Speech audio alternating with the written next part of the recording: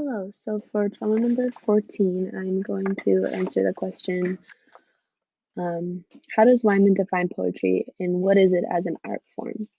So starting off, I'm going to read a quote from his book My Bright Abyss on page 4, where he says, he describes a poem, and he says, a poem can leave its maker at once more deeply seized by existence and, in a profound way, alienated from it, for as the act of making ends, as the world that seemed to overburn its boundaries becomes once more merely the world, it can be very difficult to retain any faith in that original moment of inspiration at all.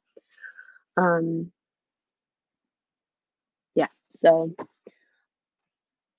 I think he sees it as poetry as a revelation, um, talking about how the maker, when writing poetry, can feel deeply seized by existence or alienated from existence. So, revelation or the opposite of revelation, which I don't know exactly what word that would be, but he uses the word alienated. So I guess. Um, and I think as an art form, it's something deeply personal. He writes about how he did poetry for 20 years. He wrote poetry, was very successful. You know, he stopped sometime when he got married and then he got ill, and then he started going to church again because he had gone to church a lot when he was younger, um, and then doing poetry and prose again. That kind of relates him doing poetry again kind of relates to him going to church. um, he says that he wanted something to give his faith some form, a firm ground from which to move forward. And so that's what poetry or prose offers him. So I think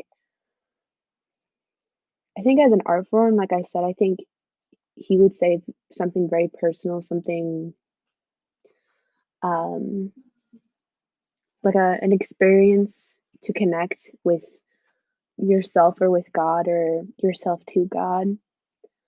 Um yeah. So this journal turns out to be very short, but I think I get my answer across because just a final statement.